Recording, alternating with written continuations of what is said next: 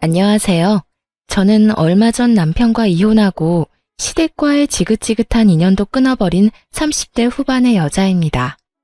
살다 보면 정말 별 이상한 일을 겪기도 하는데 제게는 시댁이 그 이상한 일의 중심이었어요. 살면서 이 정도로 치사하고 더러운 인간은 난생 처음이었거든요. 그래서 오늘은 그 시댁 사람들이 한 짓에 대해 한번 까발려 볼 생각입니다. 저와 남편은 나이차가 좀 있어요. 제가 30대 중반이었을 때 남편은 40대 초반이었거든요. 솔직히 연애할 때 남편은 정말 못 봐줄 정도였어요. 나이 40에 돈 모아둔 것도 없었고 삐쩍 말라서 한마디로 엄청 불쌍해 보였어요. 게다가 직장은 중소기업조차 되지 않는 아주 작은 회사였고 월급도 그 나이 때 남자에 비하면 박봉이라고 할 만큼 적게 벌었어요. 그런데 왜 제가 그런 사람과 결혼을 했는지 궁금해하는 사람들이 있더라고요. 네가 도대체 뭐가 모자라서 그런 노총각한테 시집을 가? 남편과 제가 결혼한다고 했을 때 저희 언니가 했던 말이에요. 두 분 부모님은 원래부터 자식들 일에 가타부타 말하는 분들이 아니셨어요. 그저 지지와 응원을 보내주실 뿐 저를 비난하는 일은 없었죠. 그런데 저희 언니는 달랐어요. 언니는 무엇이든 저에게 솔직하게 말해줬거든요. 근데 사람이 참 착해? 한눈 팔 것 같지도 않고. 너 한 번 실패한 걸로 너무 눈이 낮아진 거 아니야? 네가 뭐가 모자라? 너 자존감이 낮아진 건 알겠는데 아무리 그래도 나보다도 훨씬 나이 많은 아저씨를? 사실 언니가 걱정하는 게 뭔지 알았어요. 하지만 저는 이때 굉장히 자신감이 하락해 있었거든요. 저에게는 30대 초반부터 사귄 남자가 있었는데 그 남자와 결혼을 앞두고 있었는데 남자가 바람을 펴서 결국 파혼에 이르렀거든요. 사람들이 결혼까지 안 간 게 다행이라고 했을 만큼 그 남자는 최악의 사람이었어요. 그리고 그 사건을 계기로 저는 자신감을 완전히 상실했죠. 제게 사기를 치려던 인간이 워낙 잘생긴 데다가 유들유들한 성격이었다 보니 무의식 중에 그런 남자와 정반대되는 사람을 고른 것 같기도 했죠. 그렇지만 정말로 그런 이유만으로 그 사람과 결혼하기로 한 건 아니었어요. 그만큼 그 사람이 순수하고 착했거든요. 그래서 더 끌린 거예요. 언니는 마음에 들어 하지 않았지만 부모님은 좀 달랐어요. 시부될 분이 공무원이라 부모님이 좋아하셨거든요. 공무원이라는 직함이 주는 신뢰감이 저희 친정 부모님에게 딱 주어진 거죠. 그렇게 상견례를 무사히 마치고 세부적인 내용을 상의하러 시댁에 들리게 됐어요. 그리고 그때부터 저는 이 결혼에 불안을 가지게 됐어요. 저희 신혼집 이야기를 하는데 시모가 그러더군요. 결혼은 너희 알아서 하거라. 신혼집도 마찬가지야. 너 나이가 40이나 넘어서 어른들한테 의지하고 그러면 안 된다. 그러면 사람들이 욕해. 아직 돈 벌 수 있는 날도 많고 힘도 있지 않니? 그러니까 알아서 결혼해. 결혼식에 우리는 아버지 은퇴하고 나도 일 안 하니 신경 많이 못 써줄 거다. 그 말을 듣고 솔직히 좀 많이 당황했어요. 남편이 예전에 저한테 말한 적이 있었거든요. 자기가 여태 돈을 많이 못 모아둔 이유요. 월급 받을 때부터 시모에게 한 달에 100만 원씩 용돈을 드렸다고 했거든요. 솔직히 남편 월급이 정말 박봉인데 그 박봉에 매달 100만 원을 시댁에 드렸다니 기대를 좀 했거든요. 10년 넘게 그렇게 돈을 받아가셨으면 아들 장가갈 때 돈 좀 마련해 주실 수도 있겠구나 하고요. 그런데 아예 선을 딱 긋는 모습에 당황해버렸죠. 남편은 그걸 이상하게 생각하지 않더군요. 결국 저는 그날 돌아오는 차 안에서 남편에게 말했어요. 당신 결혼해서도 어머님한테 용돈 그렇게 드릴 거야? 그렇지 않을까? 여태 주던 걸 안 주는 것도 이상하고. 오빠, 잘 생각해. 지금 당장 오빠 돈 한 푼 없이 결혼하는 거야. 우리 부모님이랑 내가 모은 돈으로 신혼집은 작은 거라도 마련할 수는 있어. 근데 결혼 혼자서 하는 것도 아니고 오빠도 보탬은 돼야지. 어머님한테 그렇게 용돈을 많이 드리면 앞으로 애가 생기고 내가 육아휴직 쓸 때는 어떻게 될 것 같아? 제 말에 남편이 조용히 생각하더군요. 자기가 생각해봐도 무리겠죠. 지금 당장이야 급한 불을 우리 친정에서 꺼주겠지만 그것도 무리해서 꺼준 거예요. 앞으로 더 큰 불은 저희가 알아서 해결해야 하는 문제였고요. 결국 남편은 제 말에 수긍했습니다. 어머니한테 결혼 후에 내가 말할게. 용돈 드리는 거 줄인다고. 한 30만 원만 드리면 되지 않을까? 그 정도면 괜찮아. 나도 우리 엄마한테 그 정도 드리고 있거든. 그렇게 이야기를 하고 나서야 저도 마음이 좀 편해졌어요. 그리고 나도 집 살 때 돈 보탤게. 어머니에게 드리던 용돈을 줄이면 대출금 정도는 낼 수 있을 거야. 아니야, 오빠. 그 돈은 우리 열심히 모아두자. 앞으로 태어날 아이와 우리 노후를 위해서라도 돈은 모아둬야 하거든. 오빠가 내 이야기에 귀 기울여줘서 고마워. 그렇게 저희는 결혼했고 친정 부모님의 도움과 제가 모아놓은 돈으로 신혼집도 어렵게 장만할 수 있었어요. 작고 오래된 집이었지만 그래도 매매였어요. 서울이었으면 엄청 비쌌겠지만 지방이라 가격도 비싸지 않았어요. 그래도 대출 없이 집을 마련했다는 것만으로도 다행이었죠. 결혼하고 나면 좋은 일만 있을 줄 알았는데 그렇지만도 않더군요. 저는 간호사로 병원에서 일을 하는데 제가 일하는 병원이 시댁과 가까웠어요. 결혼한 그달부터 시모가 저를 매번 시댁으로 불렀어요. 저의 출퇴근 시간을 체크해서 꼭 일을 안 할 때 불렀어요. 그리고는 정말 쓸데없는 일들, 자기가 하기 싫은 일들을 저한테 시켰어요. 오늘은 설거지랑 냉장고 청소 좀 하고 가거라. 어깨가 아파서 아무것도 못하겠어. 냉장고 청소하고 나면 화장실도 좀 청소해 놓고 곰팡이 핀 곳이랑 줄눈 있는 부분 하얗게 만들어놔. 그렇게 말하며 자기는 소파에 앉아서 어깨를 통통 두드리며 TV를 보고 있더군요. 저는 보수적인 집단에서 자라서 시모가 며느리에게 일 정도는 시킬 수 있다고 생각해요. 나이 많은 연장자에 대한 공경이라고 생각한다면 못할 것도 없었죠. 하지만 제게 그런 일을 시키고 싶다면 그 밑바탕에는 서로에 대한 최저한의 존중이 깔려 있어야 하는 거 아닌가요? 일 다 했으면 가봐라. 너 있으니까 편하게 못 쉬겠어. 다음에는 좀 더 빨리 할 수 있도록 하고. 제가 시모의 일을 도와줬다면 수고했다 말 한마디, 따뜻한 눈길 한번, 그거라도 저한테 줬어야 맞는 거죠. 그랬다면 그것만으로도 보람과 뿌듯함을 느꼈을 거예요. 그런데 시모는 마치 당연히 부려야 할 종년을 부린 것처럼 굴더라고요. 그러면서 저한테 한마디 하더군요. 예, 이번 달 월급도 10일에 나오니? 큰일이네. 너 아범한테 내 용돈 좀 더 빨리 달라고 이야기하거라. 이번 달 모임이 10일 전에 잡혀서 그 전에 옷을 사야 하거든. 자주 보는 것도 아닌데 한 번 입었던 옷을 입고 가는 것도 좀 그렇지 않니? 그이한테 물어볼게요. 물어볼 게 뭐 있어? 그냥 그렇게 하라고 하면 하는 거지. 정말 고압적인 자세로 그런 말을 하는 시모를 보며 시모가 저를 그리 반기지 않는다는 걸 알게 됐죠. 그날 저녁 저는 남편에게 시모가 용돈을 빨리 받기를 원한다고 말했고 남편은 이 기회에 용돈을 줄여서 드리겠다고 말하겠다고 했고 저도 함께 시댁에 가기로 했어요. 시댁에 가서 시모에게 봉투를 건넨 남편에게 시모가 의아한 듯 묻더군요. 그냥 계좌로 붙여주면 되지 왜 갑자기 현금을 가져와? 그렇게 이야기하며 봉투를 열어 확인하던 시모가 인상을 팍 찡그리더군요. 너 이건 뭐야? 왜 30만 원밖에 안 들어있어? 나머지 70만 원은 어디 갔니? 어머니, 그 일 때문에 드릴 말씀이 있어요. 저도 이제 결혼했고 아이도 곧 생길 건데 어머니 용돈으로 100만 원씩 드리는 건 좀 무리인 것 같아서요. 이번 달부터는 30만 원만 드릴게요. 너 이게 무슨 짓이야? 설마 네 짓이니? 네가 우리 아들한테 바람 넣었어? 어머니, 그런 거 아니에요.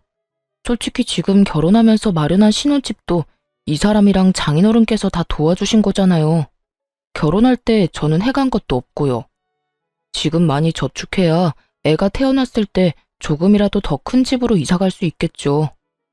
네가 처갓집에 도움을 받았으면 그건 네가 해결할 일이지. 설마 처갓집에 도움 좀 받았다고 내 용돈 깎아서 사돈한테 돈 주는 거야? 그런 거면 엄마는 용납 못한다.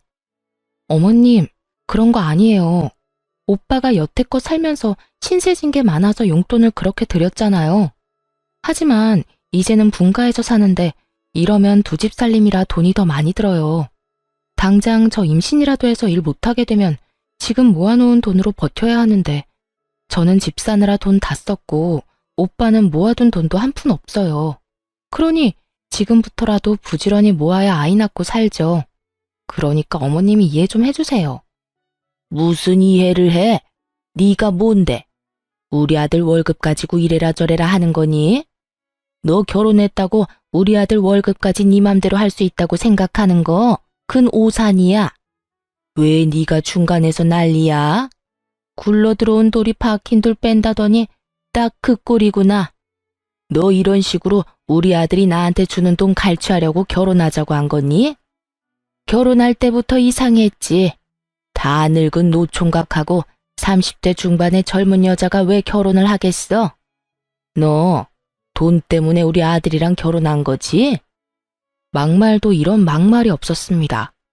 어떻게 노총각이 돼서 겨우 결혼한 아들 앞에서 그런 소리를 하는지 이해가 안 갔어요. 사람을 돈 보고 결혼하는 여자로 몰아가니 저도 참을 수가 없었어요. 어머님, 돈 보고 결혼했으면 제가 이 사람이랑 결혼을 왜 하겠어요? 지금 돈 쓴 것만 봐도 그래요. 저희 집이랑 제가 다 했지 이 사람이랑 어머님이 뭐라도 해주신 거 있으세요? 결혼할 때 그러셨잖아요. 결혼할 때 도움 같은 거 바랄 생각하지 말라고요. 그래서 저희 쪽에서 다 했는데 지금 무슨 말씀하시는 거예요? 결혼 축의금까지 싹싹 긁어가셨으면서 어머님은 저한테 그런 말 하시면 안 되죠. 얘 말하는 것 좀 봐. 어디 어른한테 두 눈 똑바로 뜨고 큰 소리야? 내가 돈 안 해줬다고 너 지금 나한테 큰 소리 치는 거야? 너희 집에서 집해왔다고 유세 떠는 거냐고. 어머님이 먼저 저를 돈 보고 결혼한 여자 취급하셨잖아요. 그리고 제가 틀린 말 했어요? 그러는 어머님은 이 결혼이 마음에 안 드시는 건가요? 앞으로 생길 손주부터 생각 좀 해주세요. 저는 그렇게 말하고 시댁을 뛰쳐나와 택시를 타고 집으로 왔어요. 집에 있으니 남편이 슬그머니 집으로 들어오더군요. 괜찮아? 엄마가 그런 식으로 말해서 많이 속상했지. 내가 엄마한테 잘 이야기해놨어. 앞으로는 30만 원만 드리기로 이야기 다 됐어. 나도 오빠한테 미안해. 결혼한 지 얼마 안 돼서 이렇게 큰 소리 내고 할 건 아니었는데. 나 지금 몸 상태가 정상이 아니거든. 사실은 내 뱃속에 우리 아이가 있어. 결혼식 직전에 생긴 소중한 아이가 있어서 나도 모르게 흥분한 것 같아. 호르몬 변화 때문에 감정 기복이 좀 생겼거든. 정말? 아이가 생기다니. 그래서 당신이 그렇게 흥분해서 말했구나. 앞으로는 내가 잘할게. 내가 우유부단한 탓에 당신한테 상처 준 것 같아서 미안해. 이런 남편이 있어서 저는 견딜 수 있었어요. 그런데 시모는 포기를 모르는 집념을 가졌더라고요. 용돈을 줄이겠다고 한 그 다음 주에 바로 연락이 왔어요.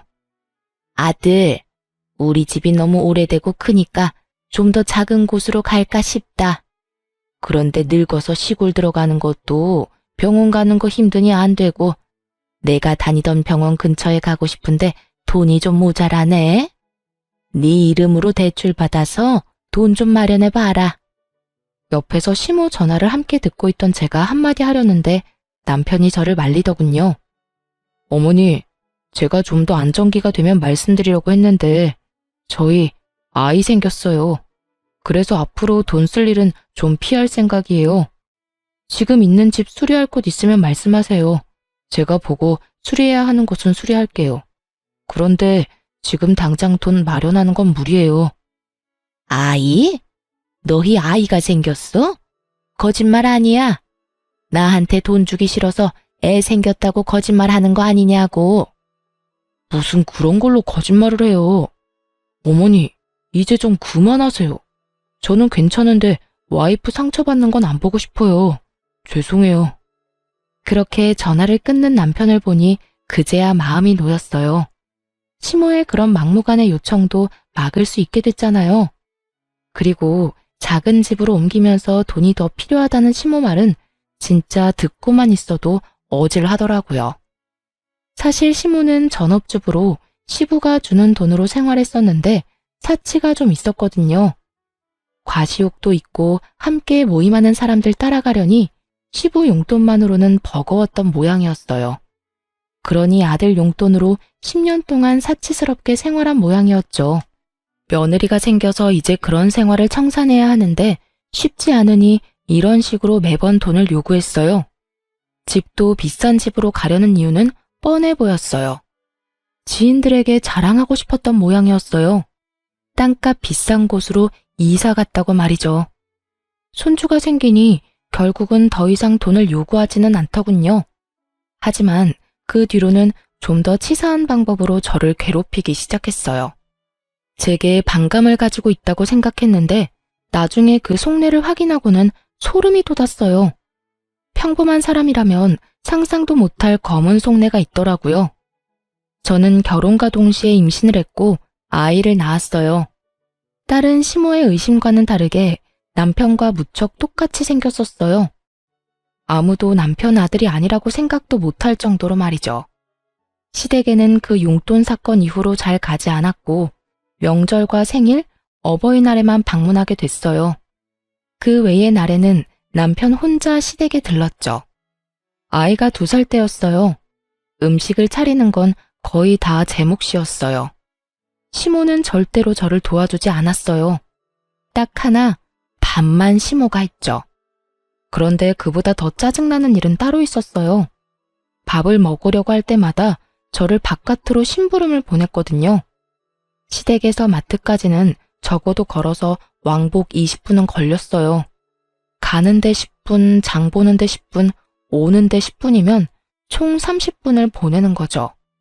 심부름은 항상 간장이나 막걸리, 음료수 같은 액체로 된 무거운 물건들이었죠. 미리 사두면 될 것인데 항상 그렇게 저를 시켰어요. 그리고 갔다 오면 다들 밥을 다 먹고 저는 남아있는 찌꺼기만 먹어야 했죠. 게다가 그뿐이면 말을 안 해요. 항상 제 몫에 새밥만 없어서 찬밥을 줬는데 그 밥에서는 항상 쉰내가 났어요. 어머니, 이거 상한 것 같아요. 어머, 어쩌니? 밥이 없는데 햇반이라도 사와서 먹어. 그러면서 또 내보내는 거예요. 한 번이면 실수였나 보다, 정신이 없었나 보다 싶지만 매번 갈 때마다 이런 패턴이니 나중에는 아무리 바보라도 제가 괴롭힘을 당한다는 걸 알게 될 수밖에 없잖아요. 게다가 이번에 명절에 들렀을 때는 제가 아이를 돌보느라 허리에 디스크 증상이 심해서 고생했던 날이었어요. 시모가 밥을 다 차리게 해놓고는 저에게 또 일을 시키더군요. 예, 내가 보니 간장이 뚝 떨어졌더라. 너 지금 마트 가서 간장 좀 사와. 전이랑 고기 간장에 찍어 먹어야 하는데 다 떨어졌네. 아까 전에 요리할 때 확인했을 때는 남아있었던 간장이 하나도 없더군요. 간장을 다 비워버린 모양이었어요.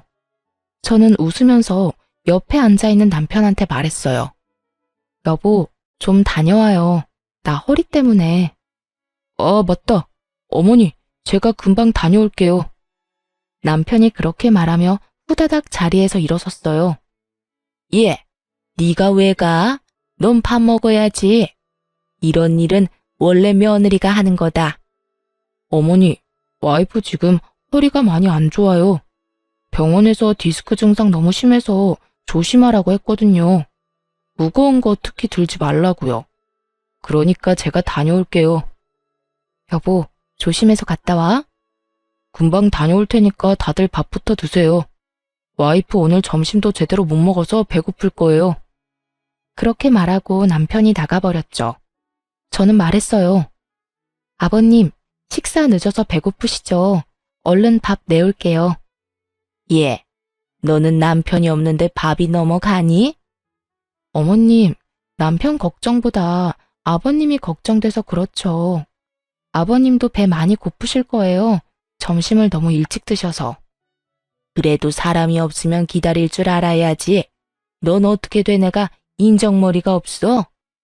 그만하고 밥 내와. 한 사람 없다고 나머지가 굶는 게 말이 되냐고 했던 게 당신이었잖아. 어서 밥 가져와. 배고파 죽겠네. 그럼 좀 기다려요. 아직 밥 덜 됐는데. 시모 말과는 달리 밥솥의 밥은 이미 예전에 완성되어 있었어요. 이쯤 되니 너무 명확하더군요. 여태 일부러 저에게 밥을 늦게 먹이려는 거였어요. 민기적거리는 시모 때문에 결국 밥은 남편이 오고서야 먹게 됐죠. 정말 오랜만에 모든 가족이 동시에 먹는 밥이었어요. 그리고 이번에도 시모는 제게만 쉰내 나는 밥을 내놓더군요. 여보, 나 속이 안 좋아서 그러는데 내 밥 나눠 먹자. 당신은 많이 먹어야 해. 내가 이렇게 살찌우느라 얼마나 힘썼는지 알지? 배고프다고 하지 않았어? 갑자기 속이 왜 안 좋아? 근데 어머니, 밥이 이상한데요? 상한 것 같은데 새 밥 없어요? 더 이상 밥은 없다. 밥 먹고 싶으면 햇반 사와서 먹던지. 아니면 너희 집에 가서 먹거라. 그래요? 그럼 저는 나가서 밥 먹고 들어갈게요. 그럼 명절 잘 보내세요, 어머님, 아버님. 당신은 어떻게 할 거야? 밥 먹고 올 거야? 그냥 내 밥 먹어. 내가 안 먹으면 되는데. 아니야. 당신도 요즘 몸 안 좋은데 그거 먹어서 되겠어? 그냥 나는 애랑 나가서 먹을 테니까 걱정 말고. 그렇게 말하며 저는 짐을 챙겼어요. 그러자 남편이 따라오더군요. 여보, 같이 가. 어머니, 다음에 와서 먹을게요. 아이, 밥은 먹고 가야지. 이거 다 어쩌라고? 어머님이랑 아버님이 많이 드세요. 저희는 그러면 먼저 가보겠습니다. 그렇게 저희를 붙잡는 시모를 내버려 두고 밖으로 나왔어요. 속이 시원하더라고요. 왜 여태까지 이러지 않았나 싶었어요. 그렇게 외식을 하고 집으로 돌아왔어요. 그리고 그 뒤로 시댁에서 연락 오면 남편만 보냈어요. 며느리 취급도 안 해주는 시댁에 갈 필요가 있을까요? 그런데 그렇게 몇 번 남편만 보냈더니 시모가 전화가 왔더군요. 너 요즘 왜 집에 안 오니? 며느리가 돼서 집안 행사에 얼굴도 안 보여? 이런 식으로 할 거면 결혼은 왜 했니? 우리 아들 혼자서 여기저기 다니도록 만들 거면 네가 며느리 실격인 거지. 그냥 이럴 거면 이혼을 해. 우리 얼굴 보기도 싫으면 그냥 이혼하면 되지. 뭐하러 질질 끌어? 어머님, 좀 흥분하신 것 같네요. 갑자기 전화 와서 이혼하라고 하셔도 저희는 그럴 생각이 없어요. 그럴 생각이 없으면 우리가 하라는 대로 해야지. 너 혼자 살 거면 뭐하러 결혼을 했어? 시모가 남편에게 무슨 말을 들었는지 말하지 않아도 알겠더라고요. 저는 남편에게 시모와 이야기할 때 혹시라도 돈과 관련된 이야기가 나오면 무조건 선을 지키라고 했거든요. 아마 또 돈이나 달라고 했겠죠. 남편은 거절했을 테고. 그러니 저한테 전화와서 이 난리를 피우는 거겠죠. 시모는 남편에 대한 통제권이 저한테 넘어온 것이 화가 날 정도로 열받는 것처럼 보였어요. 실제로 저는 남편을 통제하는 짓은 하지 않았어요. 다만 함께 살기 위해서 서로 간에 지켜야 할 선을 정해줬을 뿐이었죠. 결혼한 부부가 자기 가고 싶을 대로 가면 부부 생활이 유지될 리 없잖아요. 게다가 시모의 저 행동은 진짜 문제가 있다고 생각했어요. 어머님, 저는 저고 남편은 남편이죠. 부부가 일심동체라도 매일 같이 다녀야 한다는 법은 어딨나요? 그리고 남편이 애도 아니고 혼자 다니는 게 왜 안 되나요? 어머님이 너무 예민하신 것 같네요. 이혼 이야기는 못 들은 걸로 할게요. 넌 뭐가 그렇게 당당하니? 우리 아들한테 무슨 말을 어떻게 했길래 마누라 이야기만 하면 난리야. 그리고 너 우리 아들한테 도대체 뭐라고 하길래 애가 내 말을 듣지를 않아. 네가 내 아들을 너 좋을 대로 써먹고 있잖아. 그건 내 아들이야. 내 아들이 번 돈은 내 돈이고 내가 키워준 값 받겠다는데 네가 중간에서 그걸 낚아채? 내가 가만히 있을 줄 아니? 너 두고 봐라. 내가 아들한테 이야기해서 너희 꼭 이혼시켜버릴 테니까. 그렇게 말하고는 전화를 끊더군요. 정말 어이가 없었어요. 부부 사이의 일을 왜 본인이 결정하겠다는 건지. 시모와 대판 싸우고 나서도 저는 시댁에 얼굴 한번 내비치지 않았어요. 남편에게 그 전화 내용에 대해 잃을까 생각하기도 했지만 혼자서 열심히 시댁에 다녀주는 남편에게 이런 일로 더 신경 쓰이게 하고 싶지 않았죠. 그런데 그 전화 이후로 남편이 점점 이상해지더군요. 시모에게 홀라당 넘어가 버린 건지 시모에게 설득당해 버린 건지 모르겠지만 이상한 말을 꺼냈어요. 당신 우리 부모님 얼굴 진짜 이렇게 계속 안 볼 거야? 부탁인데 만나서 한 번만이라도 대화를 해봐. 대화? 아버님하고 대화하라면 언제든지 할 수 있어. 그런데 어머님은 아니잖아. 대화 자체가 성립이 안 돼. 이미 나를 싫어하시는 분이야. 만나면 싸움만 하는데 대화도 할 마음이 있는 사람들끼리 하는 거지. 엄마도 당신하고 이야기하고 싶다는데 당신이 좀 굽히고 들어가주면 안 될까? 여태까지 당신이 원하는 대로 해줬으면 이번 한 번 정도는 당신이 양보해줘도 되지 않을까 싶은데. 그러나 저는 반대했어요. 절대로 받아들이고 싶지 않았어요. 이혼을 하라 마라 전화로 요구하는 시모와 대체 무슨 대화를 나눈다는 말이죠? 그런데 저는 그런 시모와 결국 한 자리에서 만나게 됐어요. 모든 것이 남편의 그림이었죠. 저녁에 외식을 하자고 그러더라고요. 제가 제일 좋아하는 오리고기 가게를 간다길래 좋아서 남편과 함께 나갔는데 그 자리에 시모가 떡하니 앉아있더군요. 예, 왔니? 오랜만에 보는구나. 잘 지내는 것 같아 보기 좋네. 왜 요새 이렇게 얼굴을 안 비추니? 사람이 확 달라졌더군요. 엄청 부드럽게 말하는 시모를 보며 이 사람은 왜 이런 행동을 하나 경계부터 됐어요. 불과 며칠 전에 이혼하라며 난리친 시모와 대화를 나눴기에 이 변화가 더 수상했죠. 그러니 당연히 말이 곱게 나갈 리가 없었죠. 제가 얼굴을 안 비추는 이유는 어머님이 잘 아실 것 같은데요. 뾰족하게 가시가 돋친 제 말에 갑자기 시모가 얼굴을 손바닥으로 감싸더니 엉엉 울더라고요. 얘야, 미안하다. 내가 시집살이를 시키려고 시킨 건 아니다. 나는 다 너 욕먹지 말라고 그런 거야. 어디 가서 며느리 네가 하고픈 대로 하면 사람들이 배운 거 없다면 욕할 테니까. 그래서 내가 미리 너에게 가르쳐준다는 것이 너를 오해하게 만들었어. 미안하다. 지금 왜 우세요? 정말 할 말이 이거 말고는 나오지 않았어요. 이 사람이 왜 이러나 싶었다니까요. 네가 화난 것도 알겠는데 도대체 내가 뭘 그렇게 잘못했니? 나는 다 너 잘 되라고 한 거야. 그러니까 오해 풀고 다시 우리 집에도 들리고 우리 아들이랑 같이 잔치에도 나오고 그래. 네가 화났다고 해서 우리 아들에게까지 피해를 주는 건 아니잖니. 게다가 요즘에는 나도 며느리한테 버림받았냐며 사람들 입방아에 오르내리는 상황이라 어디 나가기도 무섭고. 다 내가 잘못했다. 그러니까 제발 용서해주면 안 되겠니? 완전 불쌍한 척 쇼를 하고 계시더라고요. 왜 울어요? 울고 싶은 건 저였는데. 그리고 자기가 뭘 잘못했냐니 전화로 이혼하라며 난리치던 건 잘못이 아닌가요? 제가 당황해서 입만 벌리고 있는데 남편이 그러더군요. 여보, 우리 엄마가 사과하잖아. 그러니까 이제 그만 사이좋게 지내줘. 중간에서 고생하는 날 생각해서라도.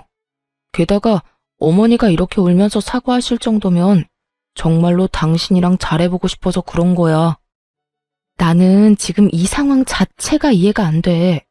어머님이 왜 울면서 나한테 사과를 하셔?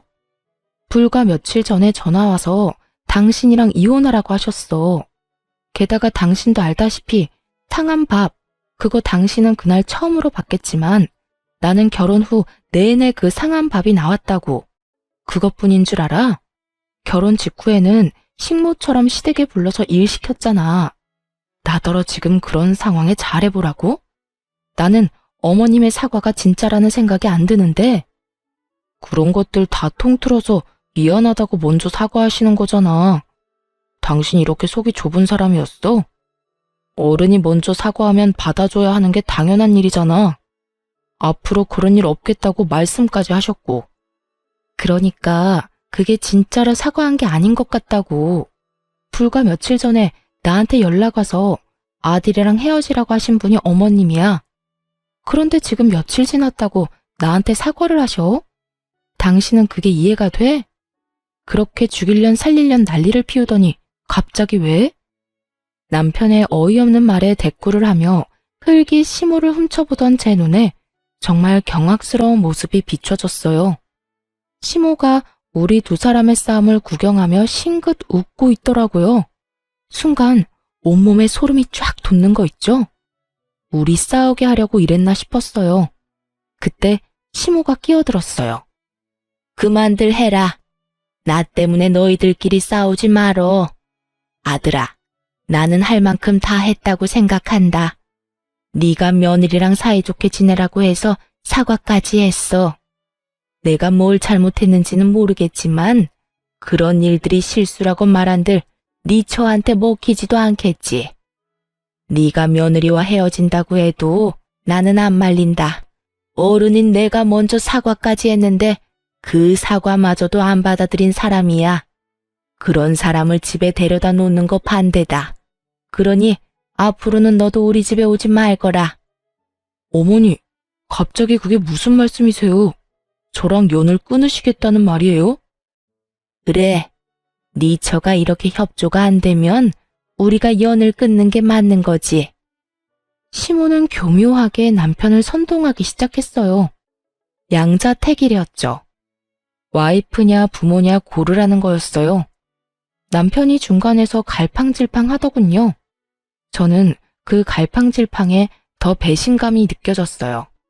어머니, 저는 연 끊을 생각 없어요. 우리도 너와 연 끊을 생각은 없었어. 그런데 네 마누라를 봐라. 아주 완고하잖니? 고집이라는 고집은 있는 대로 부리고 어른들이 머리를 낮추고 들어가도 빳빳하게 고개 들고 나한테 따지는 거 못 봤니? 나는 그런 여자는 며느리로 두고 싶지 않다. 내가 자존심 다 내려놓고 사과하면 뭐하니? 받아줄 생각이 없는데.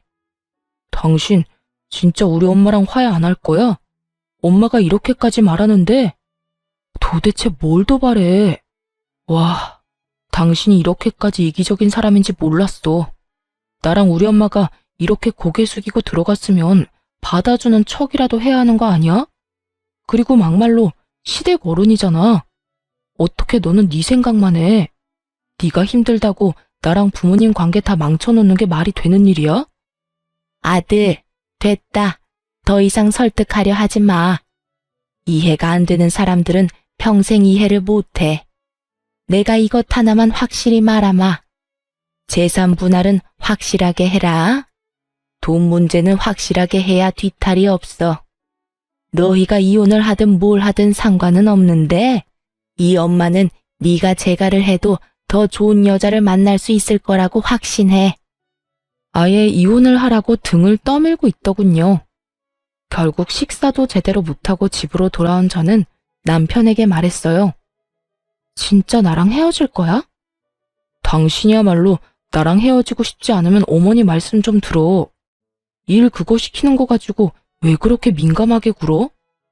어르신 힘 없으니 며느리한테 일 시킬 수도 있지. 그냥 일 시키는 거면 나도 해. 근데 일을 하고도 수고했다 한마디 해주는 법이 없잖아. 마치 당연한 듯이 집에 딸린 종 부리듯이 하는데 내가 왜 화가 안 나겠어? 반대로 생각해보라고.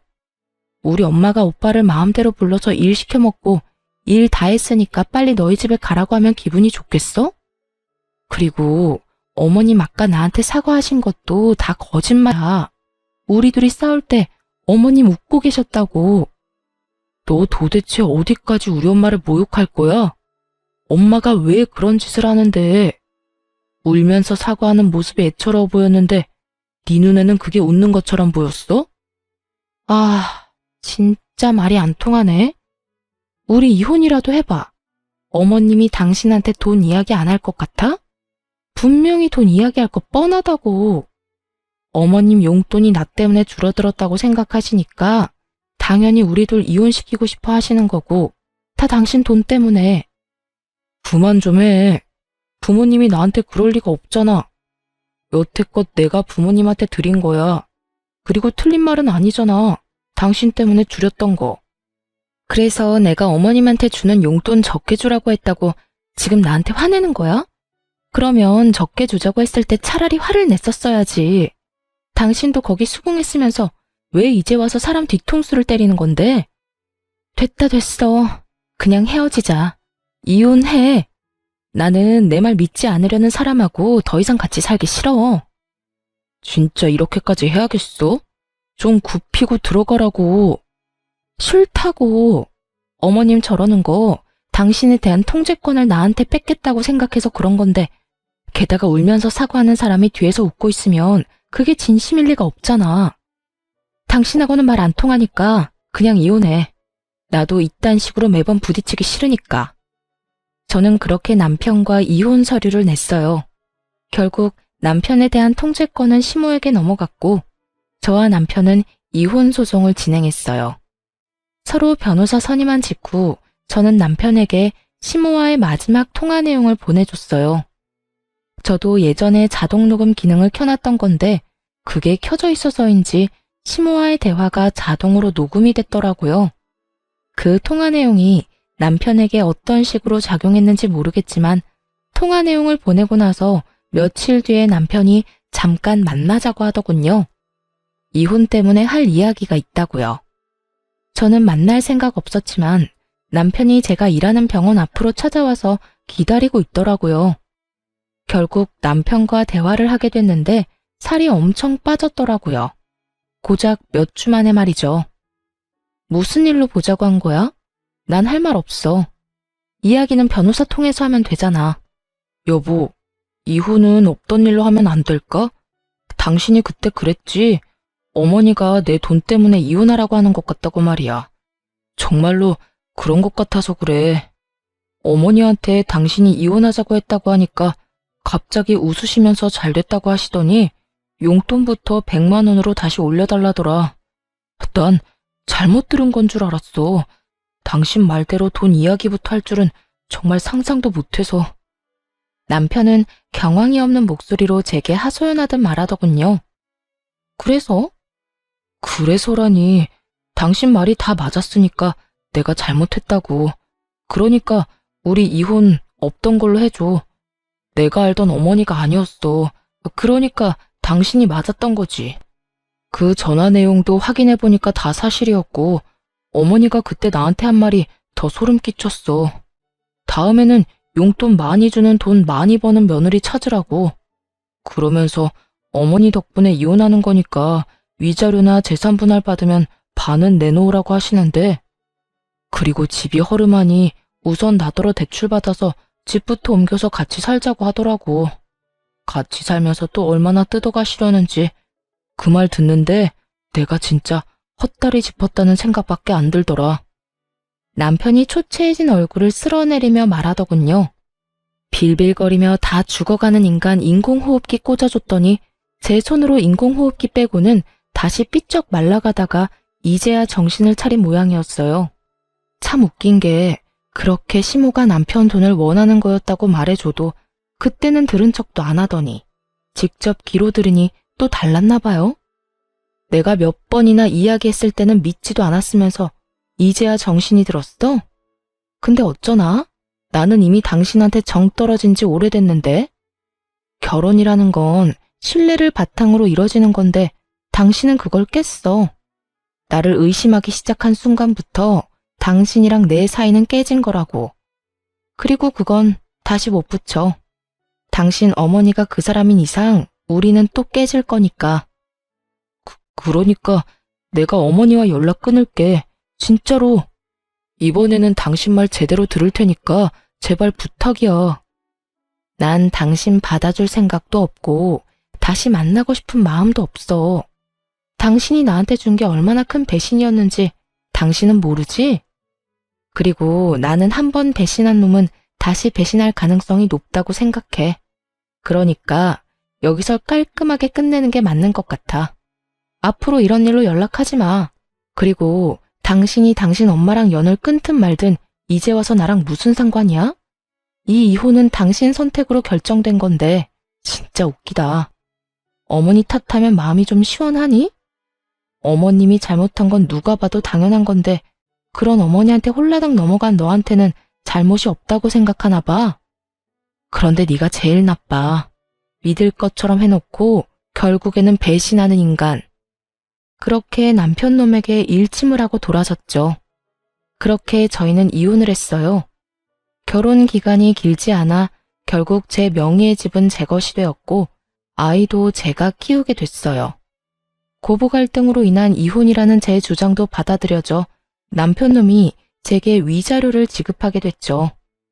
그렇게 몇 달간 정말 속은 쓰리지만 마음은 편하게 살았어요.